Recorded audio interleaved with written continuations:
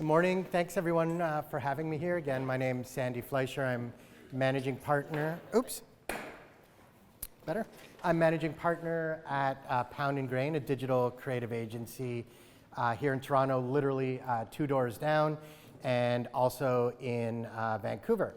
I'm relieved I'm going first because I think this theme is a natural, and we might see a couple of other presentations talking about the Fresh Prince as well.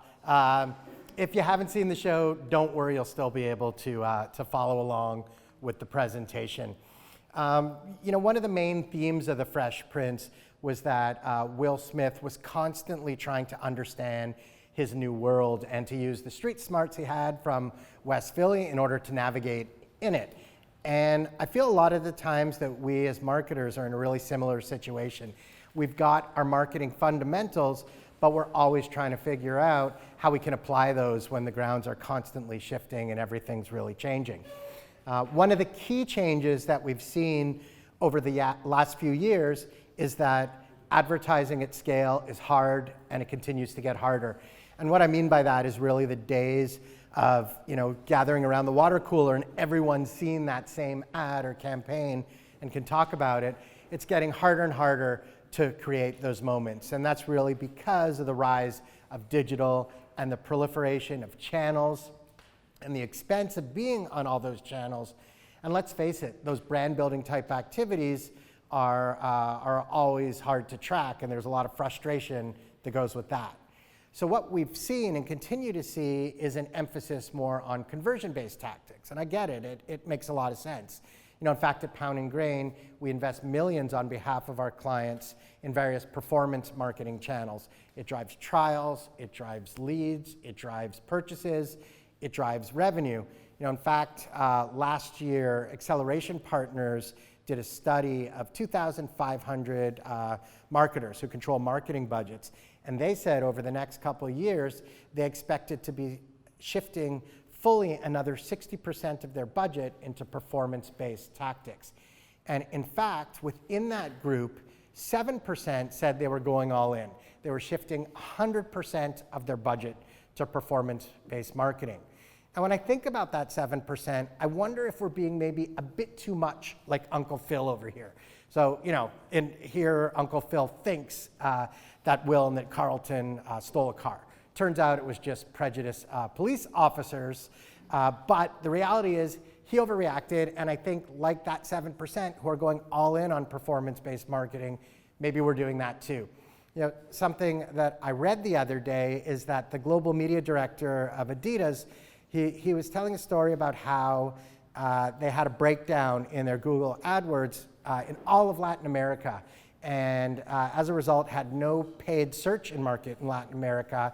And then they looked, and it turned out that it didn't affect sales at all during that outage period. And he brought that up within the context of what he called short-termism. And he said that they had traded effectiveness for efficiency. And they did an econometric study, and they determined that 60% of their sales globally were because of brand building activities and not performance marketing, which was way more than they thought. So a lot of their budget was shifted back. And I know that's an extreme example.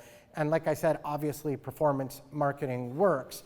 But in going to events like this and talking to people like you at various conferences, we hear again and again that people are feeling a bit boxed in and in performance marketing and needing to justify their spends beyond that aspect of things. And they're just wondering how that they can break through because they know that there's only so much low-hanging fruit. And of course, it's possible to do econometric studies like Adidas. I think that's a whole other conversation, but those type of studies have not fully caught up with digital marketing.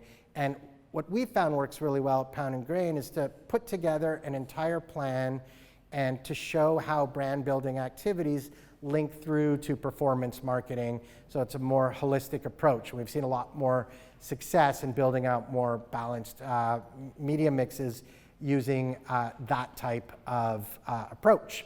I know what you're all thinking now. If we're talking about the Fresh Prince, why haven't we talked about Carlton? And that's a great point.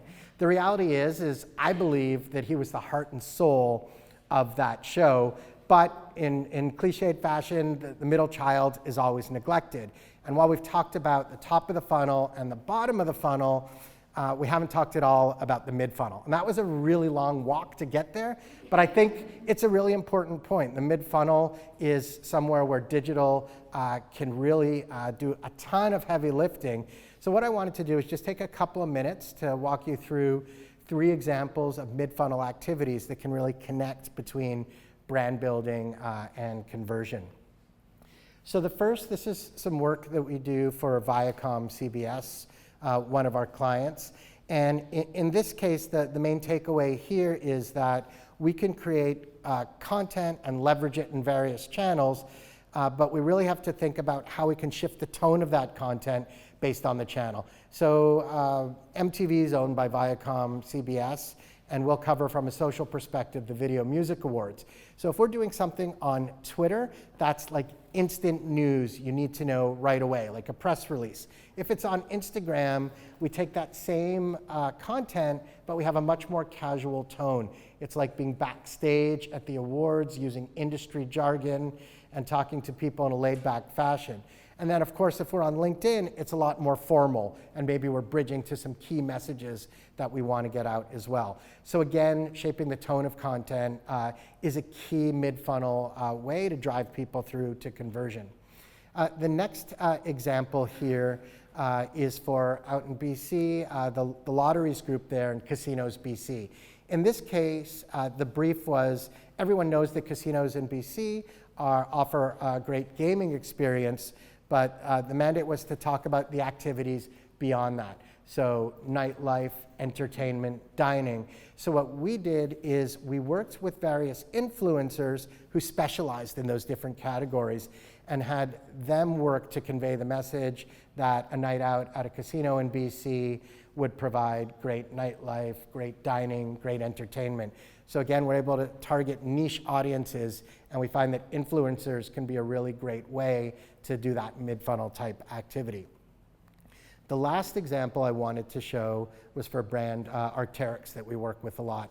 And in this case, what we did was we created an immersive digital experience. Again, this is a great mid-funnel type activity for people who had some general awareness of the brand, but weren't quite ready to go right to product. So we created an immersive web experience called This Is Who We Are that would take the main elements of the brand, but enable people at their own pace to go quite a bit deeper and understand the manufacturing and the design process of their products and get them interested in them, and then drive through to the conversion-based activities. So that's another great mid-funnel type activity. And we brought up the mid-funnel in the context of being able to have a plan to justify a more holistic marketing approach. And the way that we find makes a lot of sense to use a framework for this type of plan is to look at the customer journey. So if you have a key target audience, we like to map out the pain points, the mindsets, the motivations at each and every possible touch point, and then determine what is it that we can do from a digital perspective from there to move them along the customer journey. So in summary, a few key takeaways. Advertising at scale is still necessary to do brand building, but it's not as reliable. Don't overreact and throw everything into performance-based marketing. And it's important not to forget those mid-funnel type activities and to use as a framework your customer journey. And then, really importantly, is it's never a bad time to dance. Smell you later. Thank you very much.